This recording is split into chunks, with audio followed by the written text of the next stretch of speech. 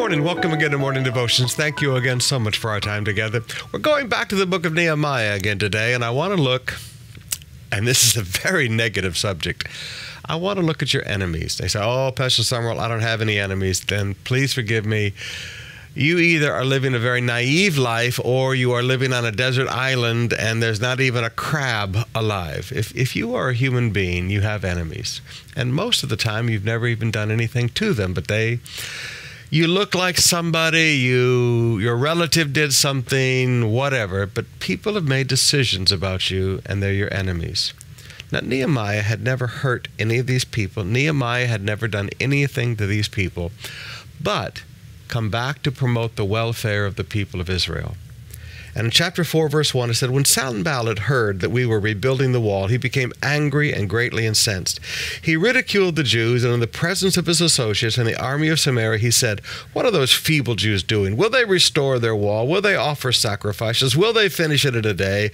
Can they bring back these stones to life from the heaps of rubble burned as they are? Now, there's several things I want you to notice about enemies. Number one, they stay very well informed about your life. One of the ways you can always recognize an enemy is they always know what you're doing. Now you say, well, Pastor, I thought that's people that love you. Oh yeah, people who love you stay involved with what you're doing, but your enemies, now they really stay involved. They really keep an eye on everything you're doing. Number two, they not only watch, but they talk about it. They talk bad about it. You go around and you go, I didn't even know they knew what we were doing. And you hear all this trash talk coming back.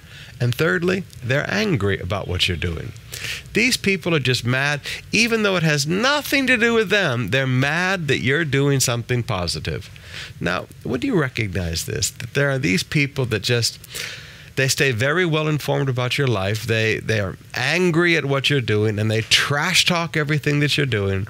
You need to just recognize that this is an enemy. I need to stay focused on what God is doing. One of the beautiful truths about Nehemiah is no matter what the enemies did to him, the Bible says Nehemiah prayed. This is the great solution to enemies. Don't fight, don't war, leave them alone, and just bow your heart in prayer to God.